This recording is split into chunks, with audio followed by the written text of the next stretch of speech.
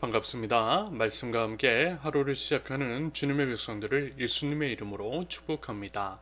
2023년 5월 31일 수요일 오늘 주신 말씀은 로마서 3장 1절부터 20절까지입니다. 그런즉 유대인의 나음이 무엇이며 할례의 유익이 무엇이냐? 범사에 많으니 우선은 그들이 하나님의 말씀을 맡았음이니라. 어떤 자들이 믿지 아니하였으면 어찌하리요? 그 믿지 아니함이 하나님의 믿부심을 패하겠느냐? 그럴 수 없느니라. 사람은 다 거짓되되 오직 하나님은 참되시다 할지어다. 기록된 바 주께서 주의 말씀에 의롭다함을 얻으시고 판단받으실 때에 이기려 하심이라 함과 같으니라. 그러나 우리 불의가 하나님의 의를 드러나게 하면 무슨 말 하리요? 내가 사람의 말하는 대로 말하노니 진노를 내리시는 하나님이 불의하시냐? 결코 그렇지 아니하니라. 만일 그러하면 하나님께서 어찌 세상을 심판하시리요? 그러나 나의 거짓말로 하나님이 참되심이 더 풍성하여 그의 영광이 되었다면 어찌 내가 죄인처럼 심판을 받으리요? 또는 그러면 선을 이루기 위하여 악을 행하자 하지 않겠느냐? 어떤 이들이 이렇게 비방하여 우리가 이런 말을 한다고 하니 그들은 정죄 받는 것이 마땅하니라. 그러면 어떠하냐? 우리는 나으냐? 결코 아니라.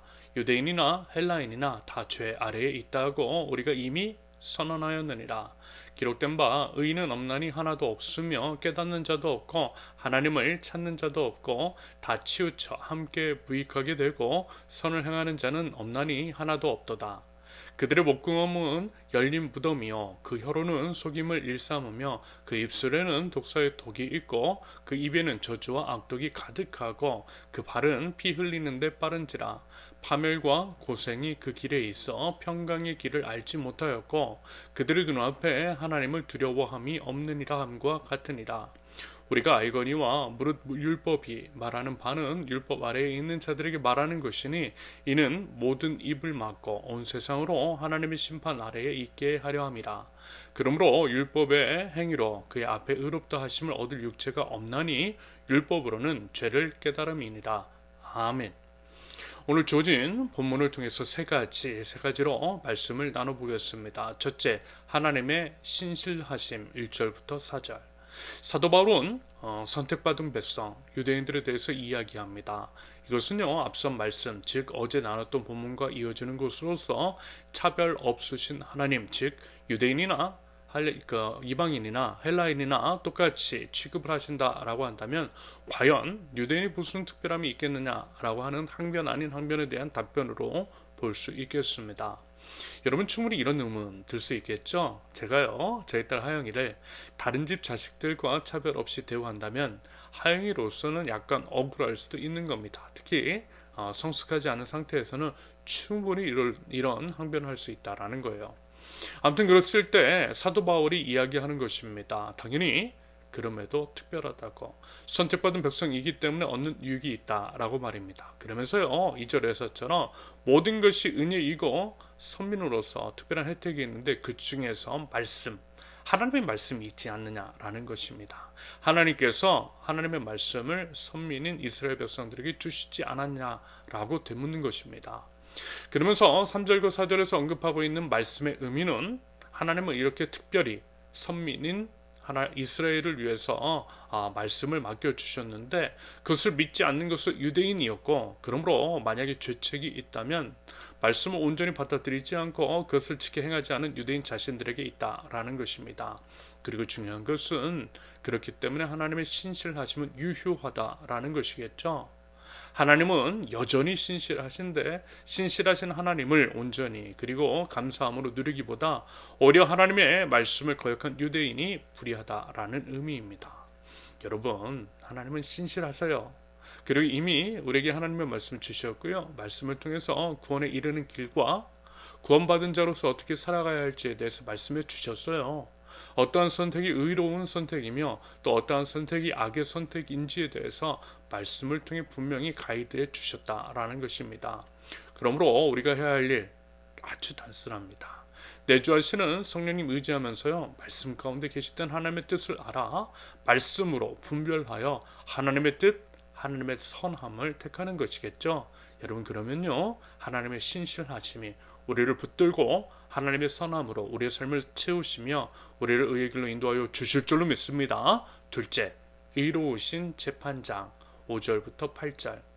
하나님은요 의로우신 재판장이십니다. 공정과 상식을 외치는 세상의 지도자는 불공정하고 몰상식하며 네로라는 불을 뻔뻔하게 저질러도요 하나님은 안 그러세요. 하나님은 참으로 의로우신 재판장이십니다.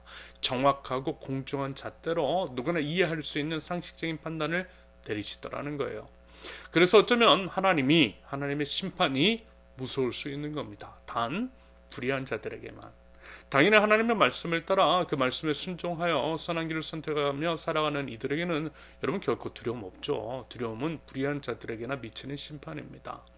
사도 바울은 이야기합니다. 하나님은 결코 불의하지 않으시다 라고 말합니다. 하나님은 결국 이 땅에서의 우리의 행위, 우리의 삶을 정산하시고 심판하실 텐데 이미 우리에게 주신 하나님의 말씀을 기준 삼아 심판하실 것이다 라는 것입니다. 한편 다음과 같은 궤변을 늘어놓는 자들이 있는 것 같습니다.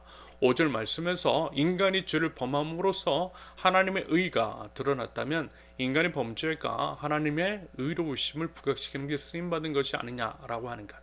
그리고 이제 7절에서 우리가 이제 거짓말을 하고 범죄하면 그 반대작용으로서 하나님의 참되심과 의로우심이 더욱 부각되는 것이니 오히려 하나님께 좋은 것이 아니냐. 그러므로 꼭 심판을 받아야겠느냐라고 하는 어처구니 없는 궤변을 들어오는 사람이 있더라는 겁니다.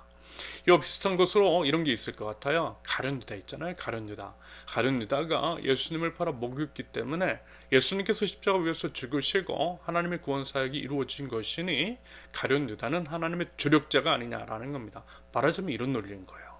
하지만 여러분 그거 당연히 말 안 되는 거잖아요. 변명도 안 되는 것이고요. 은근슬쩍 자신의 죄책을 의로우신 하나님께 전가하려고 하는 악한 시도입니다. 여러분 입장 바꿔 한번 생각해 보세요. 예를 들어 현재 대통령이 말도 안 되는 악한 짓을 한다라고 할 때 예를 드는 겁니다. 그것은 이제 변명이라고 하는 것이 차기 대통령을 부각시키기 위한 것이라고 차기 대통령을 돋보이게 하기 위해서 그랬다고 하면 여러분 그걸 과연 응 맞아 잘했어 하겠냐라는 것입니다. 당연히 아니라는 거예요. 죄악 불의는 무조건 심판의 이유가 되는 것입니다. 여러분 하나님은요 의로우신 재판장이십니다. 우리 어떠함에 상관없이 하나님은 하나님이시기 때문에 스스로 의로우신 분. 우리가 하나님 앞에서 취해야 할 바른 태도는요 하나님 앞에서의 의로움을 위한 몸부림이 있는 겁니다. 우리 주 예수 그리스도의 십자가를 붙들고 내주하시는 성령님을 의지하여 거룩에게 몸부림이 있는 것이다 라는 것입니다.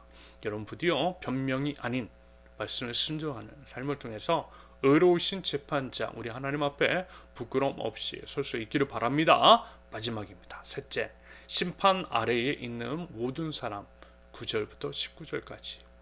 사도 바울이 지금 이제 계속해서 언급하고 있는 것, 계속되는 논증을 통해서 부각시키고자 하는 것은요, 결국 우리의 죄인됨입니다. 우리가 죄인이라는 것이고요, 한 사람도 예외 없다라고 하는 것을 이야기하는 거예요. 심지어는 하나님께서 선택하신 백성, 이스라엘, 유대인, 선민인 그들, 하나님께서 선택하여 주셨고 하나님의 말씀까지 주신 그들 역시 예외 없다라는 것을요, 계속해서 언급하고 있는 것은 바로 그 때문입니다. 하나님께서 유대인들에게 말씀을 주셨지만 그럼에도 그것을 통해 오히려 하나님의 말씀대로 온전히 행할 능력이 없다라는 것들을 부각시키고 있는 거예요. 그래서 결국 어떻게 해요? 우리의 구원자이신 예수 그리스도, 오직 예수님으로만 우리의 능력, 우리의 어떠함이 아니라 오직 예수 그리스도의 생명의 능력, 십자가 보혈 십자가 능력으로만 구원을 얻을 수 있음을 확인시켜 주는 것입니다. 말하자면 이와 같은 논증을 이어나가고 있는 것을 인정하시면 되겠어요. 하나님의 은혜에 의하여 믿음으로 얻는 구원. 로마서에서요. 여러분 이 부분 보시면 되는 것입니다. 아무튼 9절에서 이제 오늘 본문 마지막 20절까지 이야기하고 있는 것은요.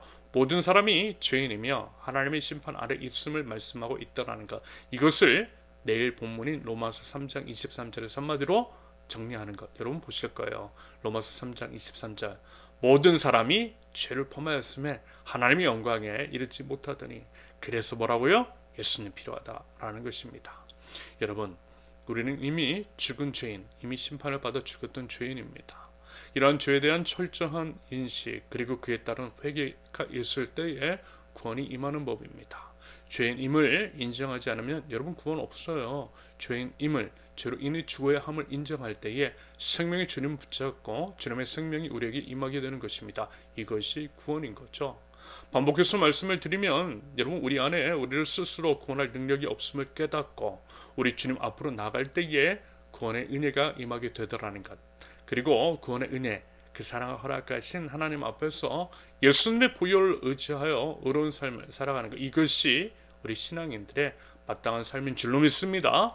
부디 예수님 아니면 가망 없고 희망 없는 인생임을 철저히 인식하며 우리 하나님 바라보고요. 하나님을 더욱더 의지하면서 하나님의 은혜로 살아갈 줄 아는 저와 여러분들 구원해 주신 하나님께 마땅한 감사를 삶으로 올려드리는 하나님 나라 백성들 모두 되실 수 있기를 예수님의 이름으로 축원합니다. 함께 기도합니다. 하나님 나라 백성 삼아 주시고 하나님의 말씀을 선물해 주시어 하나님 나라 백성다운 삶으로 인도하여 주시는 주님, 주님의 선하시고 의로우신 그 뜻을 알아 하나님의 선함과 의로움을 온전히 삶으로 드러낼 줄 아는 하나님 나라 백성들 저희 되게 하옵소서. 하나님, 저희는 스스로 구원할 능력이 없음을 시인합니다. 오직 구원의 능력 주님께 주님의 보혈에 하나님의 사랑과 은혜가 있음을 하나님이 이 시간 믿음으로 고백합니다. 저희의 죄인됨을 철저히 인식하고 회개하며 회개에 합당한 열매를 맺는 저희들 오직 주님의 은혜와 사랑을 의지하며 살아가고 나아갈 줄 아는 저희들 될 수 있도록 우리 하나님 인도하여 주시옵소서. 예수님의 이름으로 기도합니다. 아멘. 하나님께서 오늘 주신 말씀과 각자의 기도 제목을 놓고요. 우리 잠시 기도합니다.